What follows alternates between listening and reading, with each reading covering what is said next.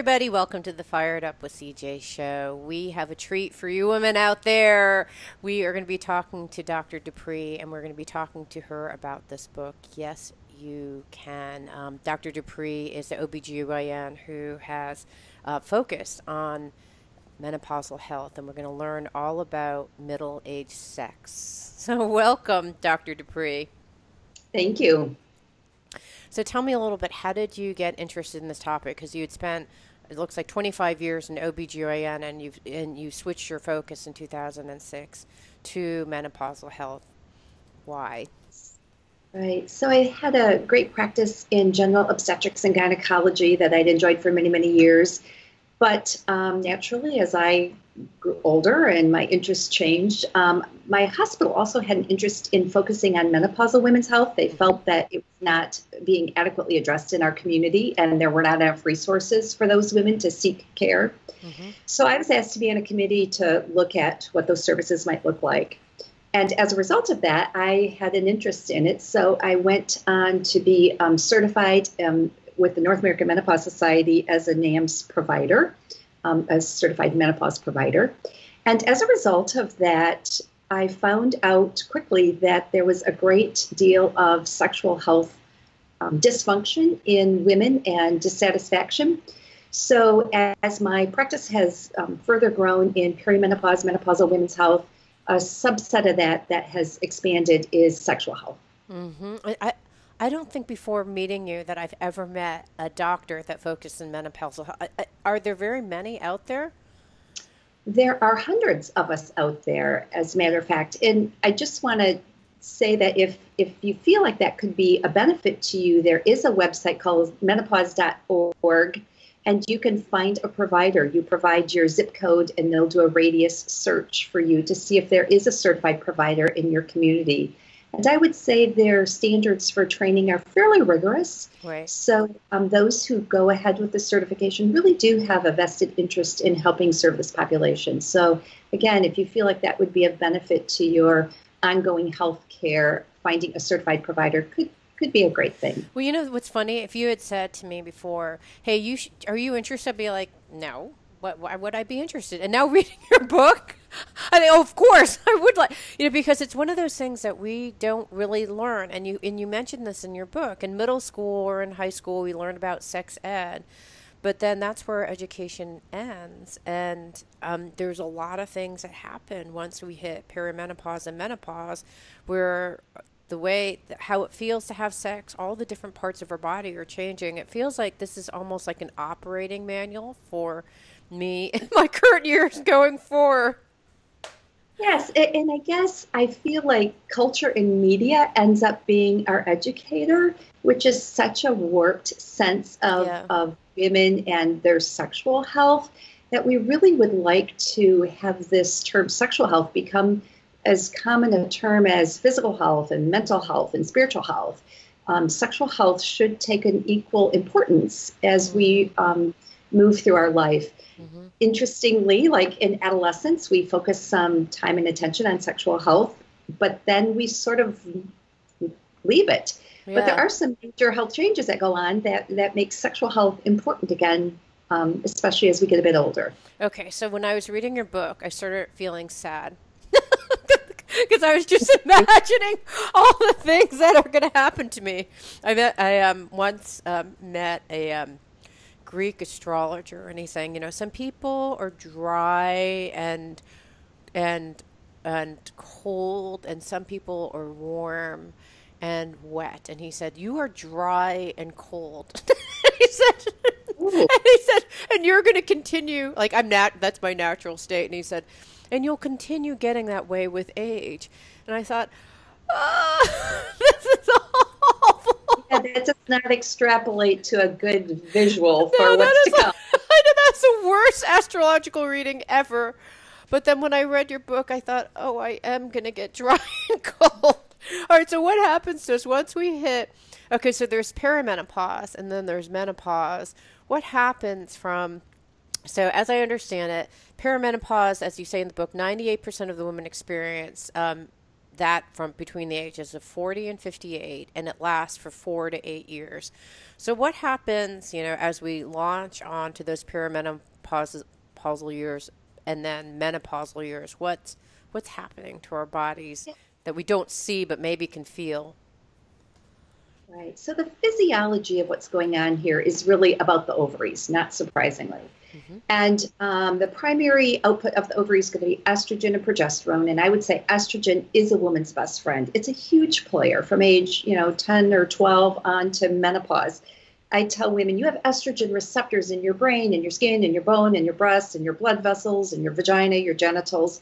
Everywhere is under the influence of estrogen. Mm-hmm. So in the premenopausal years, ovaries are kind of clicking away and doing this very rhythmic production of hormone production that stays very consistent, ever present.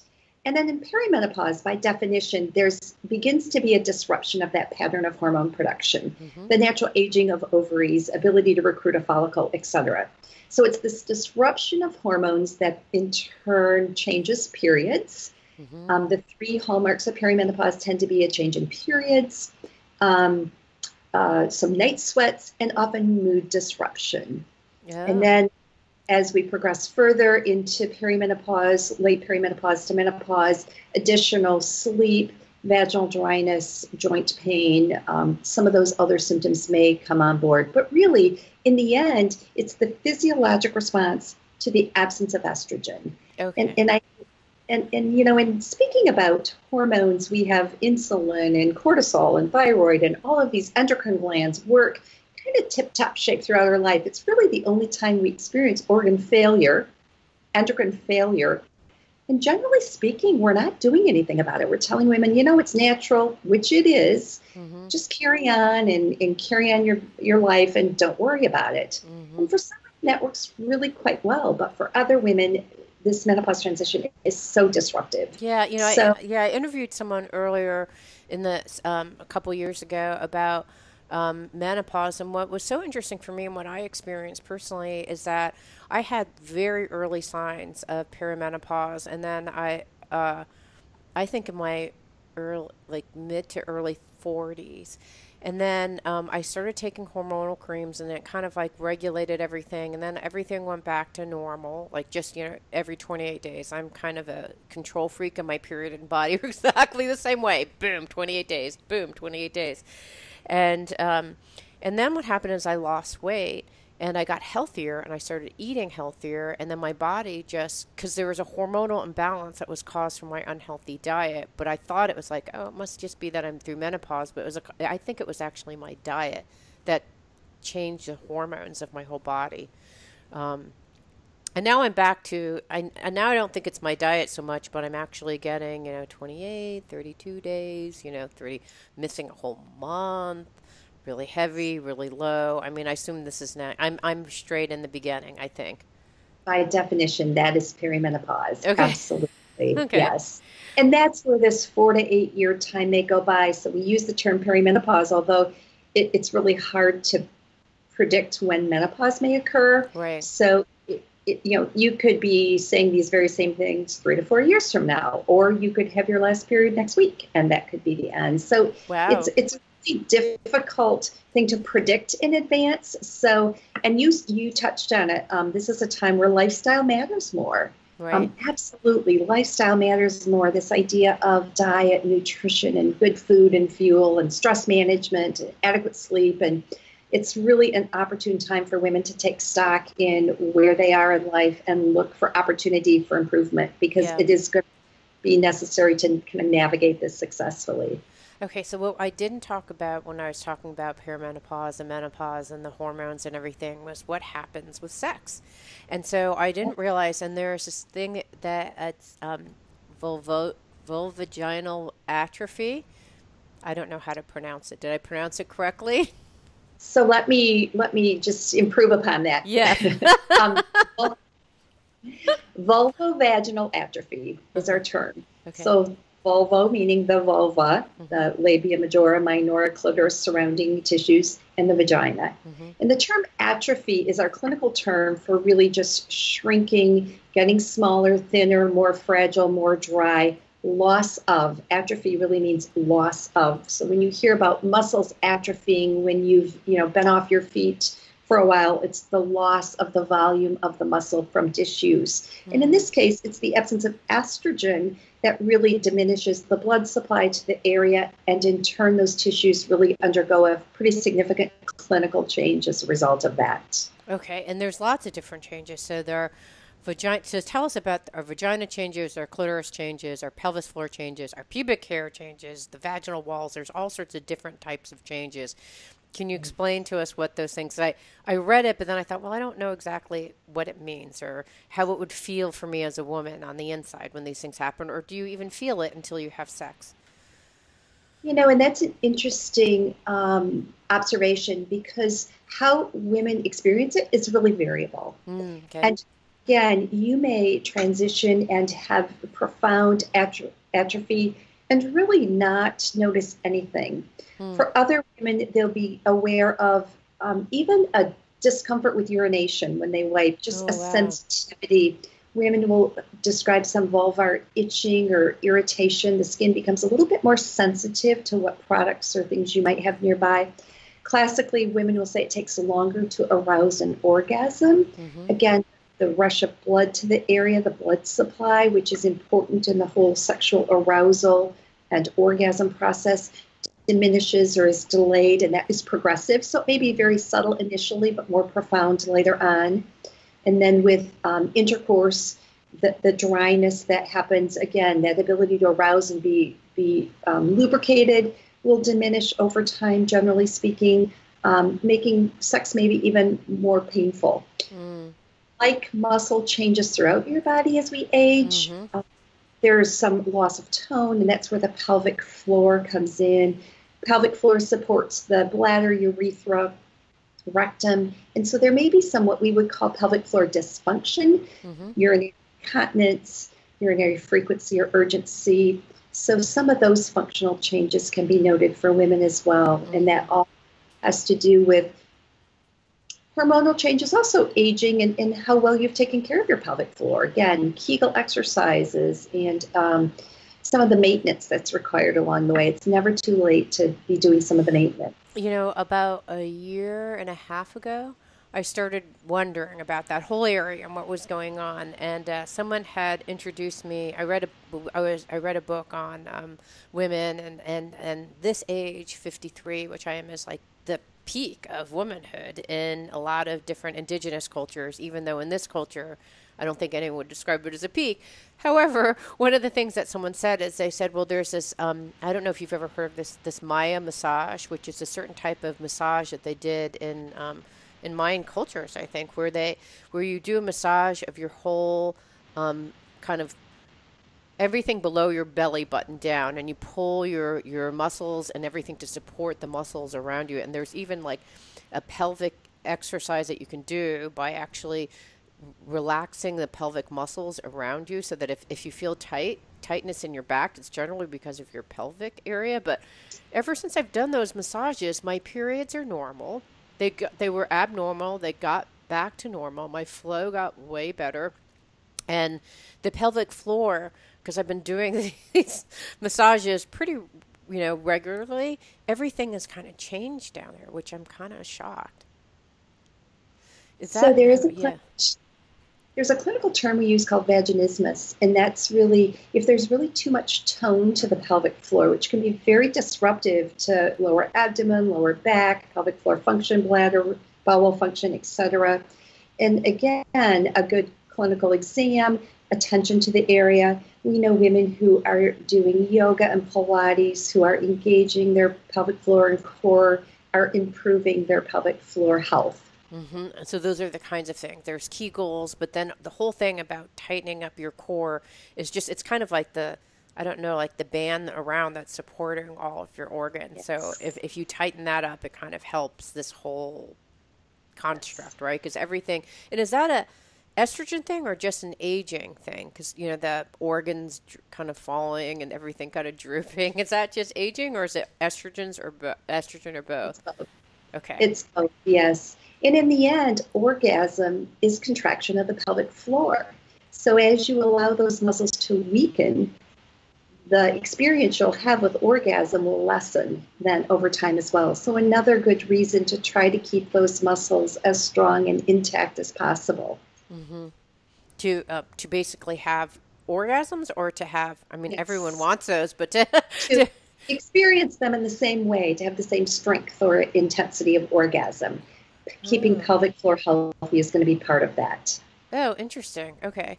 All right. So you talk about, you had mentioned say it again, Vulvovaginal atrophy, yeah. Okay. So we talked about that, but then there's what did you just say? vaginismus. Yes. What is that? Vaginismus Yeah. Tell us a little bit about what that is. is it's really an involuntary contraction of the pelvic floor muscles. Hmm. So the pelvic floor muscles are too tight, and that may be for no reason at all. It may be post-surgical. It may be traumatic, painful intercourse, assault, for instance. Those are classic triggers, although, again, you may have no inciting event that creates that. Mm-hmm. Women may have no symptoms of it, but classically, that women will describe painful intercourse as though there isn't room in the vagina, or he's hitting up against something. Mm-hmm. Those muscles literally pose a level of obstruction for women who are trying to enjoy sex. Interesting. And the solution for that is, number one, recognizing it for what it is and a proper diagnosis. We have pelvic floor physical therapists that are very well trained in helping relax, loosen those muscles. And then pelvic floor dilators, vaginal dilators. Mm-hmm. Dilators are graduated cones that slide into the vagina and literally are going to stretch the muscles. This sounds awful, but it's like a shoehorn, it sounds like. Well, so imagine you woke up in the morning with a sore neck because you have a tight muscle. The thing you would do is you would massage and press on that muscle. Right. Well, the ability to do that in the pelvic floor is a little more difficult just because of accessibility. Right. So this idea of a vaginal dilator allowing some gentle stretch to those muscles will help them kind of relearn to relax.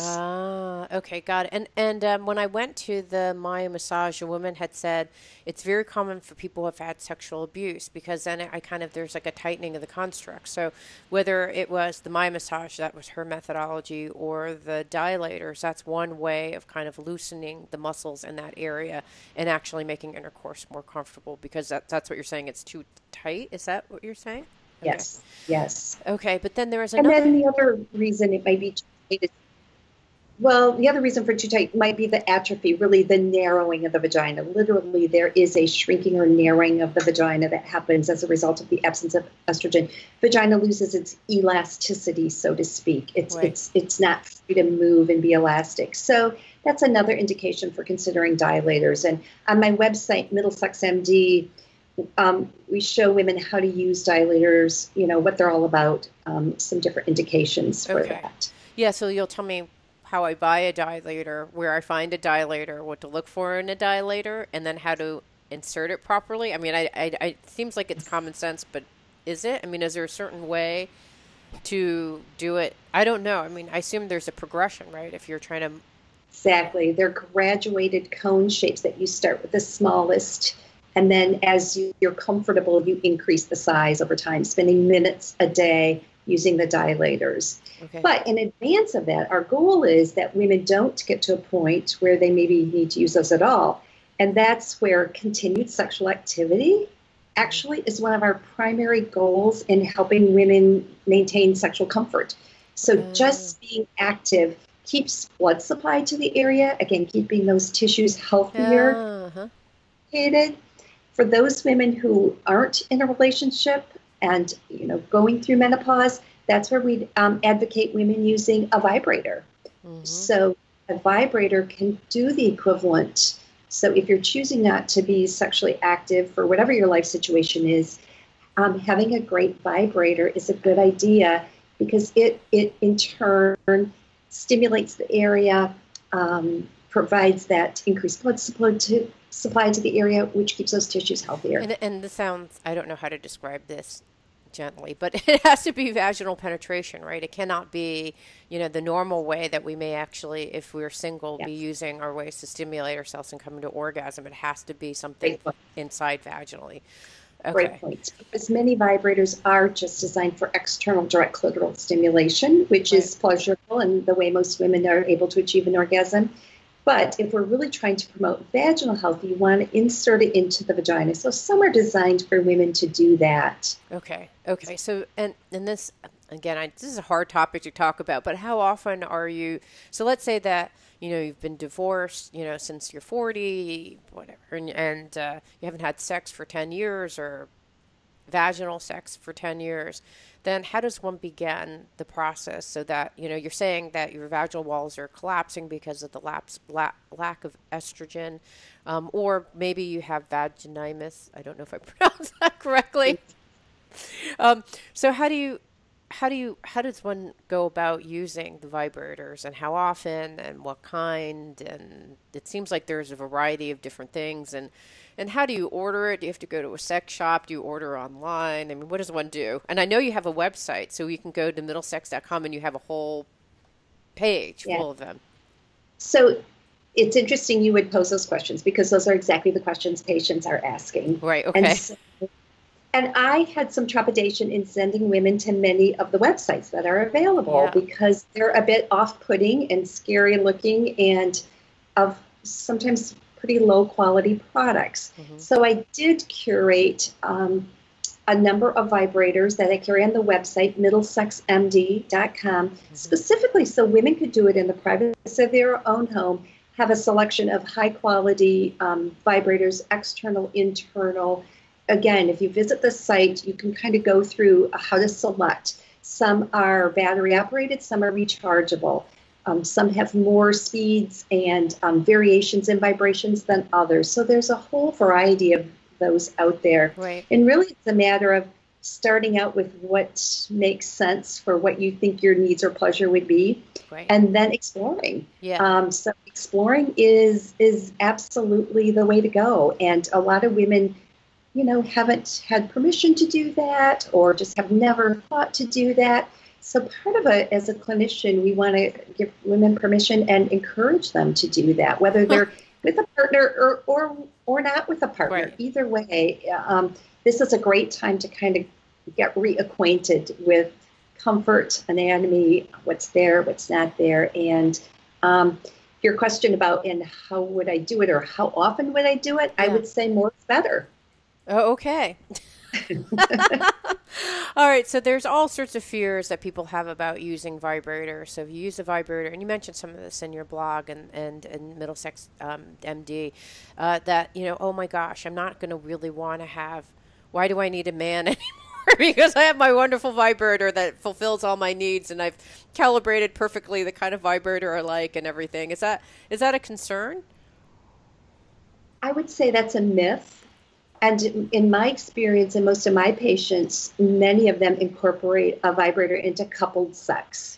So again, this idea that orgasm just takes so much longer, for a lot of women, they're just opting out of that part of being intimate because it's hard. It takes a long time. And of course, the pleasure of being sexual and intimate is knowing your partner is having pleasure from this experience as well. Right. So for most couples, they're going to integrate a vibrator in coupled sex, incorporating I see. the use of the vibrator as well. For men, using the vibrator in certain erogenous zones is pleasurable for men as well. So again, this is part of the exploring and reinventing, which Okay. can be hard for people who've been in long-term relationships to do because it's always, this is our rhythm, this is our routine. And I will tell you that rhythm and routine is going to be less successful over time. And in order to kind of stay engaged in this, bringing in new ideas is probably going to be necessary. I use the analogy eyeglasses. My near vision started to go a few years ago. Well, I didn't give up reading, right? Right. I got yours. I see. So Okay. I'd rather give up an orgasm. I'd rather get a vibrator. I got it. Okay, got it. So it sounds like how quickly it progresses and is the issue. It's not that it will, I mean, it will happen at one point. It's not as if I can I'm one of the lucky ones. I don't have that problem. It will happen eventually. It's just, how quickly it happens will depend on the person. Is that fair to say?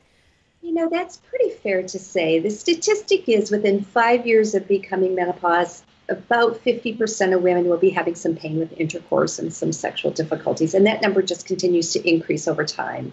Okay. So, but it is very variable. For some women, within 3 months of their last period, they're beginning to have painful intercourse and difficulty with arousal. And for other women, she might be 70. My 70-year-olds who are having no problem sexually are having sex 3 times a week. Whoa. Okay. So it varies. So they are 70 and it's not a big deal, and they may go into their 80s and 90s and die without having a problem whatsoever. So it kind of really depends on the person. Oh my goodness. Wow. Wow. So you don't really know. Yeah. Right. So the message is just understanding the changes that may occur over time and knowing that there are solutions that can be incorporated. Right. Okay. So I would have an issue talking to my husband about the whole vibrator thing. I mean, it seems like a competitor. I mean, I don't know. How does one talk to their husband about this, and do you have any ideas on how to introduce these ideas to your husband? It's a little bit like men needing to introduce Viagra. Mm-hmm. You know what, honey, this isn't working for me anymore. I'm having some difficulties around this, and I can't enjoy sex as much as I once did because I'm not able to maintain an erection. Right. I'm not able to achieve an orgasm. So what are we going to do? How can I, stay engaged in this? Right. For men? Well, while we're not talking about exactly the equivalency that Viagra does in a vibrator, the generalization can apply. Okay. That again, the loss of blood supply, medications, chronic conditions interfere in function. For men reaching for an assistance, maybe Viagra. For women reaching for assistance, maybe a vibrator. And I would say, I think your husband values your experience in this, right, also, and wants to know that this has been pleasurable for you as well. Right. So if a time comes where that's no longer what's happening, I think he's probably happy to think there's a possibility for you to continue to enjoy this rather than giving it up. Right. All right. So then in the book, I don't know if I got the number right, but I seem to recall like 16 minutes. It takes 16 minutes to actually get ready or prepared or desirous of having intercourse. So is the vibrator used to get desirous, or is it to use in lieu of having? So what's the guy's role in this? Does that make sense? I don't know if I can. I don't even know how to ask it nicely. But what happens to the guy? You're using the vibrator, and then what happens? Can you have regular intercourse afterwards, or is it still painful after the vibrator? So there's actually a vibrator called the We-Vibe. Mm-hmm. It slides into the vagina. It lays over the clitoris, but you can actually have intercourse with it in place. Oh, okay.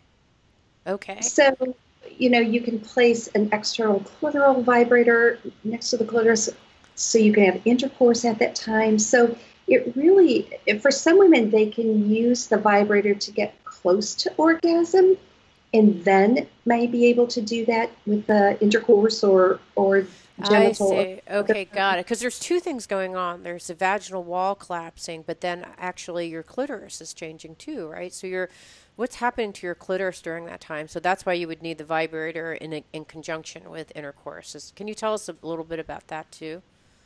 Yeah, so the clitoris is really shrinking, mm-hmm. and the blood supply to the area is diminishing, and that's where the loss of arousal or sensation happens. So that's why it's harder to have an orgasm because of that. Exactly. Okay, I see. Okay. The idea of direct stimulation of it. And with vibrator, you can dial up the intensity and you can change the vibratory, the way it delivers those vibrations. So it can be short spurts, it can be a slow rise and a fall. So you can kind of choose what's pleasurable for you. Okay. There's also a newer product out. I think this kind of ties into what we're talking about. It's called Hara. Mm-hmm. It's a small suction device mm-hmm. that lays over the clitoris, and it's called an arousal product. So it cups over the clitoris, and it creates a very gentle suction and vibration. So it helps bring women toward arousal. Mm-hmm. So again, kind of the foreplay tool. Okay, got it. Okay, so got it. So there has to be a little bit more, the general foreplay that happened before may not work okay anymore. You're going to have to do a little bit more enticement, so to speak, before regular intercourse happens. Okay, so there's the clitoral part, but then there's the vaginal wall too, and so it can be uncomfortable because of the collapse of the vagina. So tell us about lubricants and moisturizers and oils and how you use all of them in combination. I don't know. Do you use them in combination or do you use them either or I'm confused? Yeah, so let's talk about that. So lubricants are really designed for use when you're choosing to be sexual. So Friday night, you're going to have intercourse. You bring a lubricant, you apply it to yourself and maybe your partner to just add more slipperiness and take away some of the dryness and resistance. Okay, so you put it inside of your vagina or you have it around your husband's penis? The vagina, yep, Okay. to allow penetration.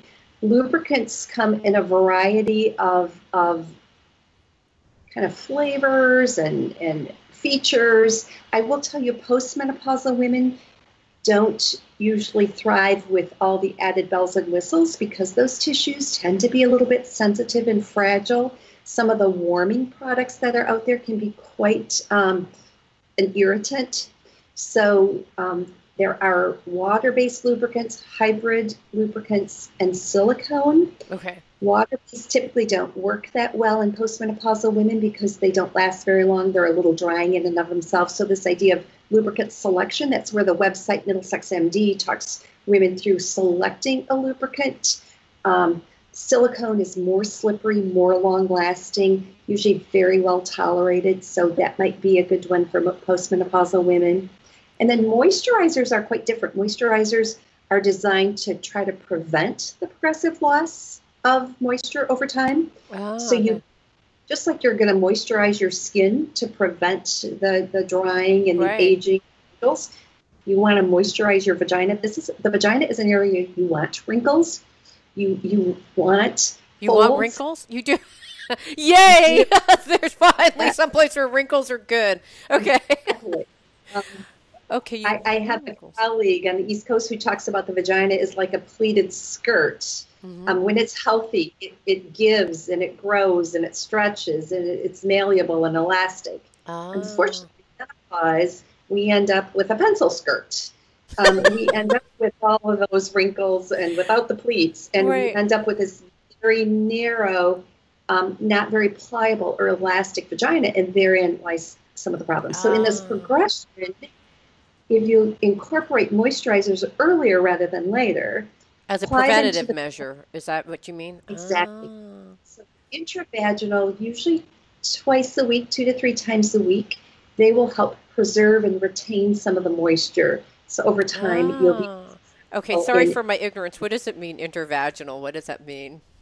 Inside the vagina. Inside the vagina. So you actually... Because there's outside the vagina, there are all the folds and wrinkles that are outside the vagina, then inside the vagina. So you would actually use the moisturizer inside. Even if it's moist already, would you use the moisturizer? You know, again, if you're menopausal and you're not experiencing dryness, you will. So introducing a moisturizer to try to keep and maintain moisturizing is the goal. Okay. So it's prevention. Once things are dry and uncomfortable, you're not going to regain that short of really prescription therapy.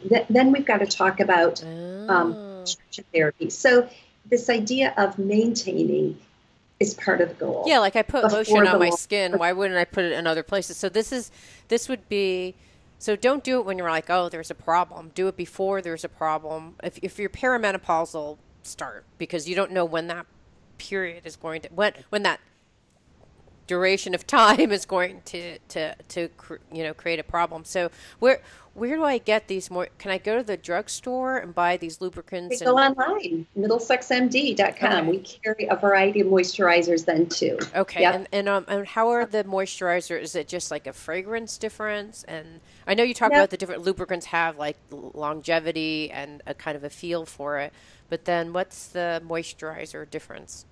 Right. So they have some molecular ability to adhere to the vaginal wall and to bring in moisture. So the composition of them is just different. in an effort to give a long-lasting ability again to bring in moisture. Okay. So is it a feel, or is it's like different moisturizers work different for other, just like vibrators, like different ones work for different people, try them all out, or can you pick one and be fine? Most people would do well with any of them. So, and you're sitting there right now, you're not aware that your vagina is moist or dry. Right. You don't. Right. Right. The next time you're going to know there's a problem is when you go to have intercourse and it's dry. Right. So placing a moisturizer typically doesn't give you day-to-day relief per se. It's really more in an effort to minimize the pain that's likely to occur later. Right. Okay. So if you're having any discomfort whatsoever, it's worth trying moisturizers. Right. But even if you've already started. Yeah. Okay. Okay. Right. Okay. And then oils. When would you use oils? That's for the outside, right? Because you're not supposed to put oils inside. Is that right? Right. Well, oils can be, for some women, oils can be very difficult because it changes the vaginal pH, and they can be a bit occlusive. And that, in turn, can kind of macerate tissue. So I'm not a huge fan of oils. Some women will do fine with an oil, but for some women, again, the pH change, the bacterial milieu change can be fairly disruptive. So, there's a big coconut oil right now is kind of a hot product. But for some women, that's a pretty difficult product to use on those tissues. So you have to be a little bit careful. It's crazy what women will put in their vagina, things you would never believe. And really, we recommend that you use products that are specifically designed for intravaginal or vulvar use, because just because it's great, to put on your scalp or, between your toes doesn't mean it's going to be good for your vagina. So be a little cautious about that. Right. The vagina is pretty sensitive. Okay. It's like your under eye cream. Like you have to have something very specifically designed. Yeah. Like the skin is probably not like the skin everywhere else in your body. Okay. I think I get that. Okay. Exactly. Now, you talked about pH balance in your vagina, and you talked about Kegels, and I didn't even realize what are those? Why is it important? And then I also want to talk about, there are like 3 different iPhone apps and apps for Kegel exercises, which I thought was brilliant. So tell us about vaginal health and why those things are important. I think you talked a little bit about earlier, but tell us more about that. Again, this is one of those things that you just take for granted. For 50 years, you didn't know about vaginal pH. You didn't realize the importance of the natural bacteria, microbes that were present in the vagina. But in the absence of estrogen, your pH changes significantly. And as a result of that, the bacterial milieu is going to shift and change.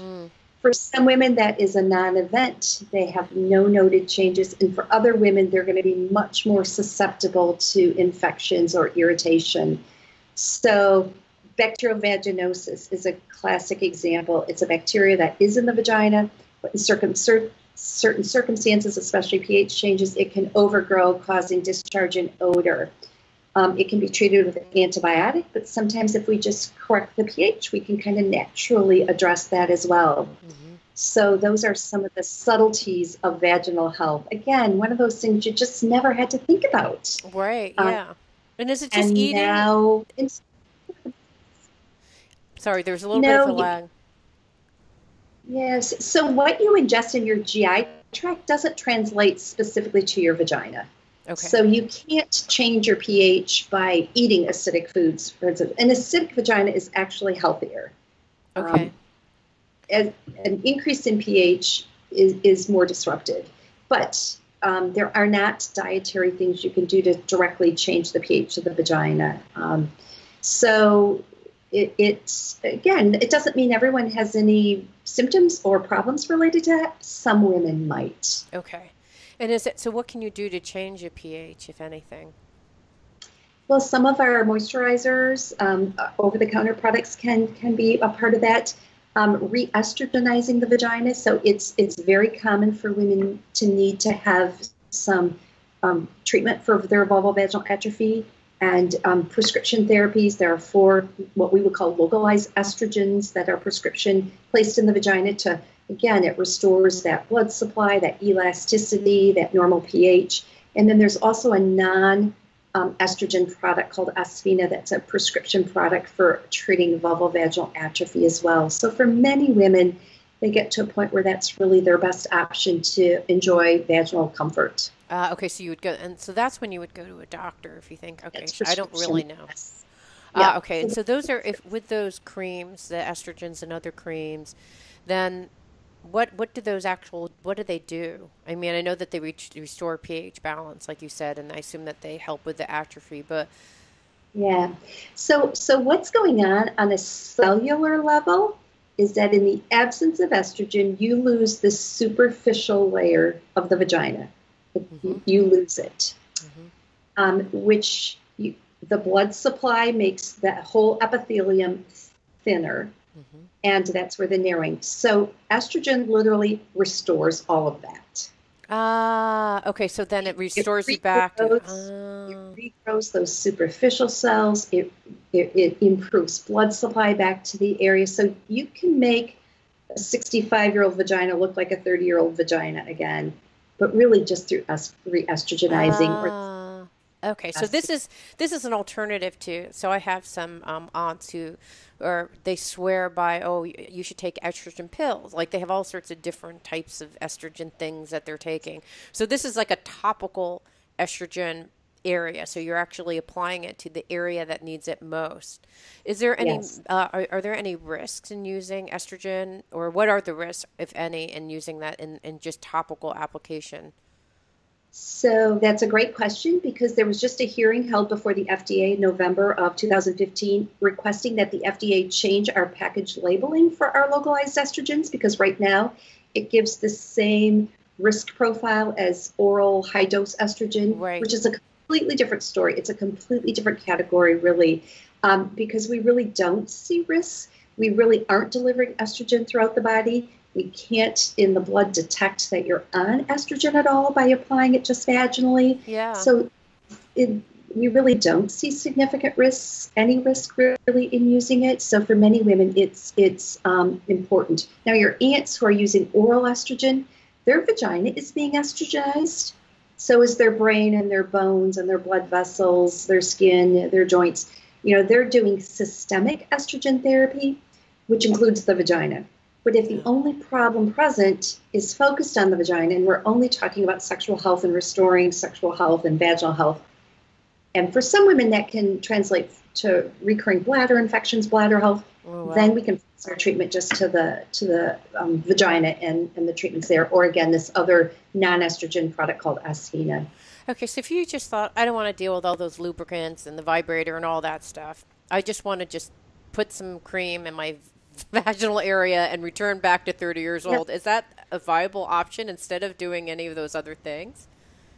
It is. And it may take the place of all those other things. I tell women you're probably still going to need a lubricant. Mm-hmm. And just aging, it's not surprising that, again, this ability to arouse an orgasm, it doesn't get better as we get older. It's likely to take longer. So while it is going to be helpful, will it mean it can replace all those things? Maybe is the answer. Okay, because could it affect the clitoral piece too? Because that's the part that's the enjoyment piece. Because when you put the cream, do you just put it in that whole area, including your clitoris? I don't understand. How does it with the cream work? They are all intravaginal, having their effect what we would call locally in the neighboring areas. So the base of the bladder, the urethra, the vagina, the vulva, the clitoris would all be affected by having that product placed nearby. Okay, got it. But it's no guarantee that arousal, like your arousal may not be exactly the same result as age 30, but it will actually take care of the pain or discomfort. Okay, got it. So you may actually still need some of those other things to actually have pleasure. In women, blood pressure pills, and they end up on antidepressants, and there are many other things that interfere with sexual function other than just aging and hormones as well. So this idea of looking for what tools do you need in your toolbox to try to address understanding what the cause is, and then, what we can do to assist. Okay, so your blog or your website, middlesexmd.com, has a whole bunch of, it's like a whole products page. I mean, probably 2 pages worth of products with vibrators, dilators, lubricants, oils, like everything is on this page. So are those your recommended list of things that, like, either products that you or your patients have tried and seem and enjoy? Yes. Okay. I don't know how you vetted those. Yeah, really looking at ingredients and high quality products that we, feel are safe for women to be exposed. Again, the vagina is a very thin skin. Things get absorbed through it very readily. So, we just want to make sure, again, don't put things there that don't belong there. Okay.